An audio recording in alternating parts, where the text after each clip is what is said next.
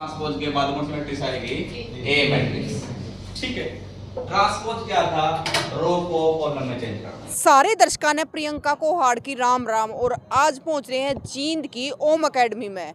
और अगर इस टाइम की बात करें तो फिलहाल बालक है जो कोचिंग लेना चाहे हैं, तैयारी करना चाहे, कोई जेई की, कोई नीट की और कोई सरकारी नौकरियां की, लेकिन एक बड़ा कन्फ्यूजन है कि मतलब कड़ा करे। तो आज जींद की ओम एकेडमी में पहुंच रहे हैं, तो भीतर चाल कर पता करांगे कि जो बालक है दूर दूर तक जहाँ है, कोटा, जयपुर, चंडीगढ़ है, आपने बेरा भी है और न्यू बेरा है, बिकड़ा करा है, कोटा कोचिंग लेवे, जयपुर लेवे, चंडीगढ़ लेवे। तो आप देखोगे कि जींद में भी इस चीज़ की तैयारी करवाई जा, किस किस चीज़ की हुआ है और किस स्टाफ है, किस प्रकार से तैयारी करवाई जा है। तो वो सारी चीज़ भीतर चल कर पूछेंगे भी किस प्रकार से तैयारी आड़ा करवाई जा। राम सर। राम राम जी मैम, राम। तो सर ये पूरा का पूरा स्टाफ है? हाँ जी बिल्कुल स्टाफ मैडम। पहले हमारे दर्शकों ने अपना नाम बता दो। मेरा नाम नवनीत है जी। नवनीत सर, एक चीज पूछेंगे क्योंकि है ना, अकेडमिया की अगर बात करें ना तो बहुत सारी अकेडमी हो रही है और इस टाइम पे बात करें अप्रैल के महीने में तो बालका ने न्यू हो रही है कि कोटा जावें, चंडीगढ़ जावें, अब फिर जयपुर जावें, क्योंकि बहुत सारी है। तो हमने मेरा पट्टा है जींद में भी में तैयारी हुआ है। बिल्कुल जी, अपनी जींद की पहली एकेडमी है जो 10th के तुरंत बाद एनडीए की तैयारी करवाने लग रही है। अगर बच्चे कोटा जाते हैं, सीखा जाते हैं, मना नहीं करे, कोटा सिलेक्शन देता, लेकिन कोटा में भीड़ काफ़ी ज़्यादा है, भीड़ के मुकाबले में सिलेक्शन काफ़ी कम है। और अगर उनकी फ़ीस देखोगे आप, उन जो सेंटरों की फ़ीस है वो 2.5 लाख 3 लाख रुपए से कम फीस नहीं है। जो अपनी एकेडमिक फ़ीस है, एक नॉर्मल फ़ीस है जो किसी भी स्कूल की फ़ीस होती है, नॉर्मल फ़ीस में ही हम साथ में कंपटीशन की कोचिंग दे रहे हैं बच्चों को। सर मतलब किस किस चीज़ की तैयारी करवाओ सर? हमारे पास मेनली 2 चीज़ें हैं मैडम। एक तो 10th के तुरंत बाद जो बच्चा 11th 12th medical non medical में आते हैं, मेडिकल की लाइनिंग होती है नीट की। नीट के थ्रू बच्चा एमबीबीएस में, BMS, BSc nursing, D pharmacy, B pharmacy, इसके लिए तैयारी करते हैं। और जो नॉन मेडिकल के बाद बच्चे तैयारी करते हैं वो मेनली तैयारी करते हैं एनडीए के लिए। तो हमारे पास कोचिंग है एनडीए की। सर एनडी की और वहाँ पे मैंने देखी जेई नीट।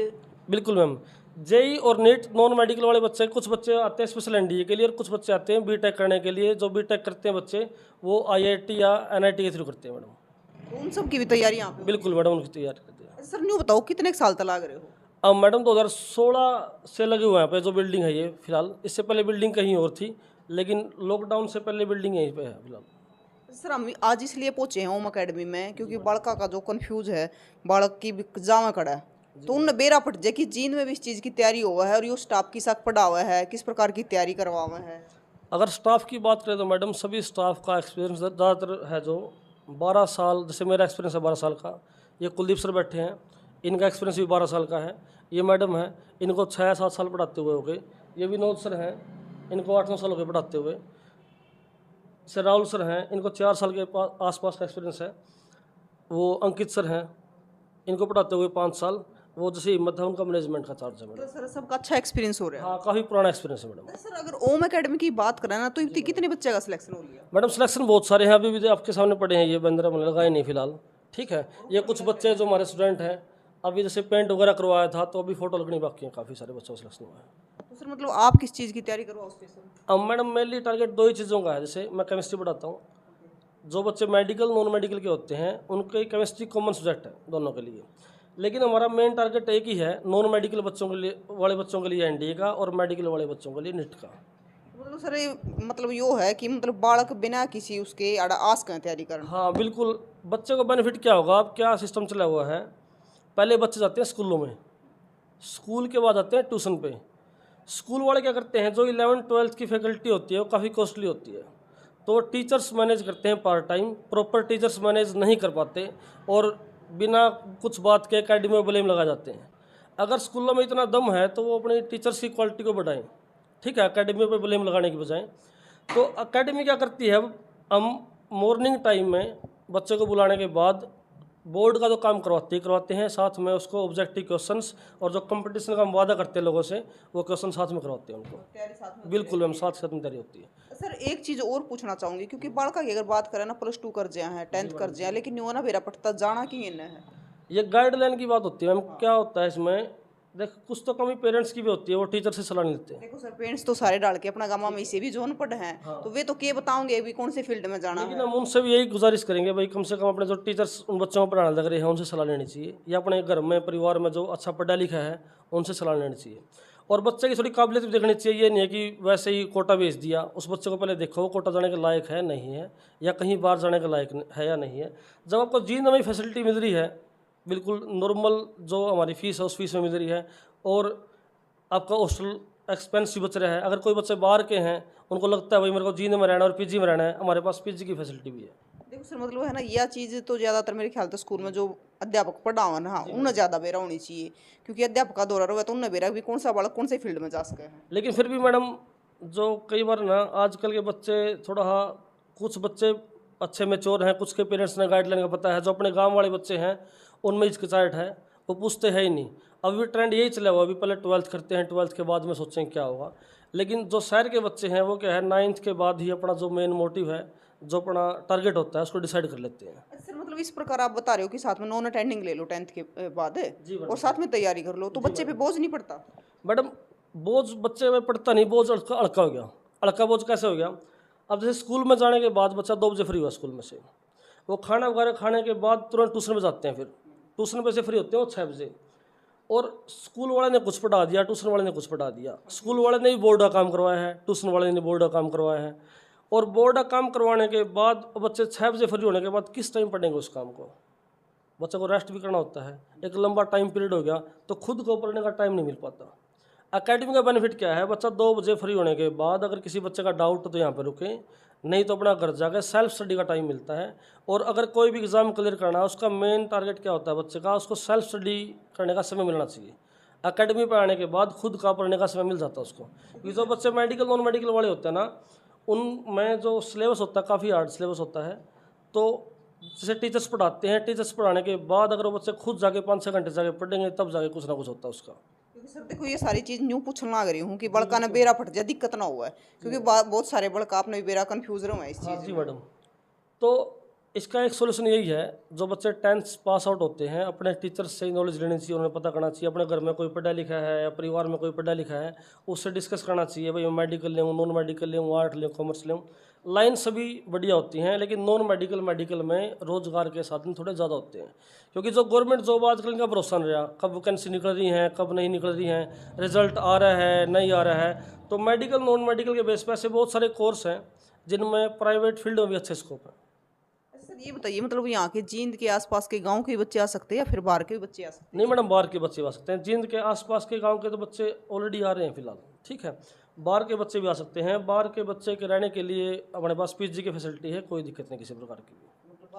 हाँ, और एक और बात मैं आपको बता दूँ, जैसे अकेडमी में क्या होता है, पहले दिन या आने के बाद फीस जमा करवा लेते हैं, फिर बच्चे का मन लगता है नहीं लगता है, फीस रिफंड भी नहीं करते वो।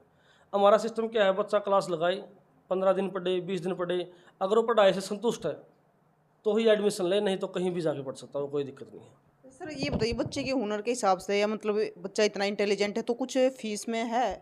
मैडम, जिस तरह अब की साल हम लोगों ने क्या किया है, जिस तरह अपने गांव के बच्चों के लिए, जैसे अपना जो किसान है, कई बार क्या होता है उसको पता नहीं होता, और कई बार बच्चा इंटेलिजेंट है लेकिन वो फीस अकेडमी के अफोर्ड नहीं कर पाता, सोचते हैं अकेडमी में फीस बहुत ज़्यादा है। बाहर अकेडमी में फीस बहुत ज़्यादा है, लेकिन जो अपनी अकेडमी है उसके नॉर्मल जो मीडियम स्कूल होते हैं उन इतनी फीस है। लेकिन हमने अब की बार क्या किया है, किसी भी गांव का बच्चा अगर 10th क्लास में उस गांव का टॉपर है तो उस बच्चे की 11th और 12th के लिए 50% फीस माफ़ करेंगे, बिल्कुल माफ़ होगी। 50% फीस माफ़ होने के बाद उसकी फ़ीस 10th क्लास में जो उसने फ़ीस पे की थी उससे भी काफ़ी कम हो जाएगी, ठीक है। तो बाकी सर स्टाफ है पूरा?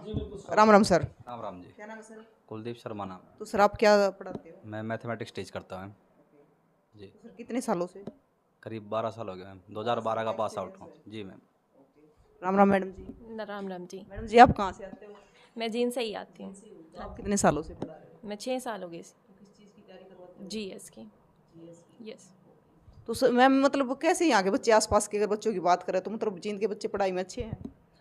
बच्चे तो जी सारे ही अच्छे होते हैं, बस ये है कि जो बच्चा ज़्यादा फोकस करता है वो ज़्यादा अच्छा रिजल्ट लेके आता है। जो बच्चा कहीं ना कहीं लूज रह जाता है, अच्छे से तैयारी नहीं करता, वो थोड़ा सा पीछे चला जाता है। उन पे स्पेशल ध्यान दिया करो थोड़ा सा। हाँ जी, बिल्कुल देते हैं। क्योंकि देखो होता है कई बार कुछ बच्चे ध्यान नहीं दे पाते, तो थोड़ा उन पे। राम राम सर। क्या नाम सर? अंकित लोहान, आप कहाँ से आते हो? गांव गुलकणी जी अपना। गुलकणी से। हाँ जी। सर कितने सालों से पढ़ा रहे हो आप? तकरीबन 5 साल हो गए जी मेरे को। 5 साल। हाँ, बायोलॉजी पढ़ाते हैं। तो अपना स्टाफ बिल्कुल हार्ड वर्किंग है, बच्चे को बेस से मतलब उठाता है। तो ये एक स्ट्रेटजिकली होता है, इंडिविजुअली होता है बच्चे के लिए। क्योंकि आप किसी भी एकेडमी में जाओगे, स्कूल में जाओगे, वहाँ पर एडमिशन के नाम पर बच्चों को भर लेते हैं, ठीक है। ये नहीं देखते कि भाई टीचर कितने बच्चों को संभाल सकता है, कितने बच्चों पे ध्यान रख सकता है, ठीक है। अब कुछ एकेडमियाँ होती हैं भाई बच्चे भर लेती हैं, उनका इंफ्रास्ट्रक्चर वो अफोर्ड नहीं कर पाता, ठीक है। तो हमारी एकेडमी में जैसे कैपेसिटी जो हेल्दी कैपेसिटी वो 150 की है, तो हमारे पास 150 की ही स्ट्रेंथ रहती है बच्चों की। हाँ, उससे ज़्यादा बच्चे लेंगे नहीं। अगर लेने पड़े तो हम इंफ्रास्ट्रक्चर को और मतलब इम्प्रूव कर लेंगे। और दूसरा ये बात है कि कम स्ट्रेंथ में हम एक एक बच्चे के ऊपर ध्यान रख पाते हैं। क्योंकि वही अब भीड़ को पढ़ाएंगे तो उसमें क्या होता है, कुछ बच्चे तो पढ़ लेते हैं और जो दूसरे बच्चे जो रह जाते हैं तो उनके पेरेंट्स पूछते हैं भाई ऐसा हमारा रिजल्ट कैसे रह गया, हमने तो मतलब पूरी मेहनत की है, अपनी जो खून पसीने कमाई वो भी दी है। तो हम समझते हैं कि भाई जब पेरेंट्स अपना इतना एफर्ट लगाए हैं तो टीचर का भी ये एक रिस्पॉन्सिबिलिटी बनती है कि हर एक बच्चे पे ध्यान दे। ये नहीं दे कि भाई जो बच्चा खुद चल रहा है या फिर उसको खुद एक नॉलेज है उसी के ऊपर ध्यान दे। तो हर एक बच्चे के ऊपर हमारा फोकस रहता है ताकि आप इतने सालों से पढ़ा रहे हो, मतलब बहुत सारे बच्चे तैयारी के लिए आते हैं क्योंकि अपने जीवन में कुछ बनना है उनको, लेकिन बहुत सारे तो ऐसे भी आते होंगे जो टाइम पास करना है। नहीं जी, पता क्या, वो टाइम पास जो करने वाले जो लोग बोलते हैं ना कि वो टाइम पास करने वाले हैं, हम ये कहते हैं कि वो बच्चा टाइम पास करने वाला नहीं है, उसको टीचर टाइम पास करने वाले मिले हैं। अब टीचर ही उसके पास टाइम पास करेगा, उसको मतलब मोटिवेट नहीं करेगा, उसको समझावा नहीं करेगा कि लाइफ किस प्रकार से सक्सेसफुल हो सकती है, सक्सेस को गेन कर सका। हाँ, तो वो बच्चा ये लगता है कि तेरी लाइफ तो ऐसे ही मतलब फेल होगी, रस्टी लाइफ होगी बिल्कुल। तो इस वजह से वो मतलब अपने जो ट्रैक है उससे उतर जाता है। और जो आम जो लोग हैं जिनको पता ही नहीं भाई एक बच्चा क्या कुछ कर सकता है, वो क्या कुछ उसमें टैलेंट है, उसका जो एक प्रकार से मोटिवेशन है वो क्या, उसको बिना जाने ही बोल देते हैं भाई ये तो मतलब इसका तो पढ़ने की नीति नहीं है, तो अपने सर देखो मतलब आप यहाँ पे अगर बात करें ओम अकेडमी की, तो मतलब बच्चा, चलो बहुत सारे बच्चे आते हैं जो अपनी मर्जी से भी आते हैं, खुद सारे माँ बाप की मर्जी से भी आते हैं। हाँ, तो मतलब उनको मोटिवेट करके ऐसा बना दिया जाता है भी वो भी पढ़े। हाँ, देखो पता क्या है, हम कोशिश करते हैं कि बच्चों को उनके अकॉर्डिंग काम मिले। जैसे अब क्या होता है कि 11th 12th ऐसी क्लास है जिसमें मतलब बहुत ज़्यादा सिलेबस पढ़ना पड़ता है बच्चे को, और इसी वजह से बच्चे भी इससे थोड़ा फियर महसूस करते हैं। लेकिन हम इस प्रकार से जो स्ट्रेटजी होती है सिलेबस की उसको इस प्रकार बांट लेते हैं कि भाई बच्चे के ऊपर बर्डन भी नहीं आवे और वो उस लेवल की तैयारी करें जिसके लिए वो सोचते हैं भाई कोई बच्चा कोटा जा रहा है, कोई सिक्कर जा रहा है, उस लेवल की तैयारी होती है और उससे भी ज़्यादा कोशिश करते हैं। क्यों?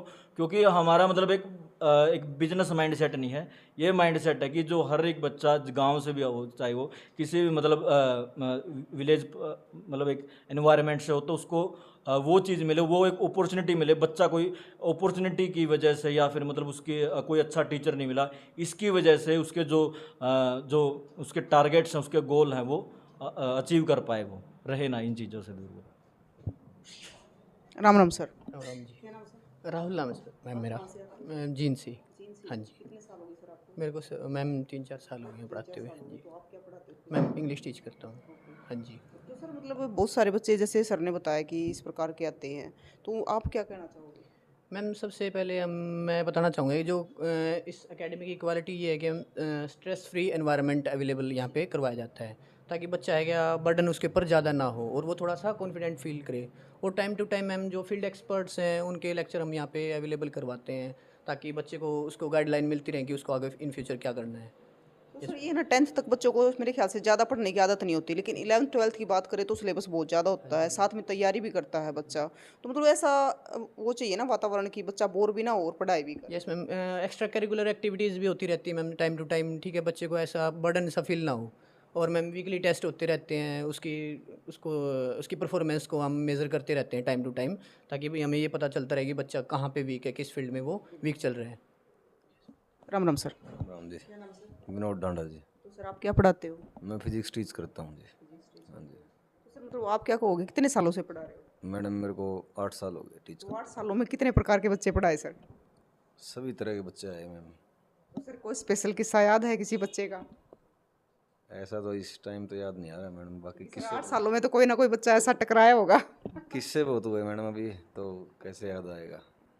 सर मतलब आप थोड़ा बताओ कि किस प्रकार से मतलब बच्चे को है ना पता ही नहीं चलता कि किस फील्ड में जाना है, क्योंकि आप तो इतने लंबे टाइम से पढ़ा रहे हो, एक्सपीरियंस भी है, तो आप थोड़ा गाइड करो बच्चों को। वो तो मैम जैसे पेरेंट्स की को बिठा के और बच्चे की जो क्वालिटी होगी ना उसके अकॉर्डिंग ही सलाह दी जाएगी उसको, भाई तू इस फील्ड में जा, मतलब इस फील्ड को चूज़ कर।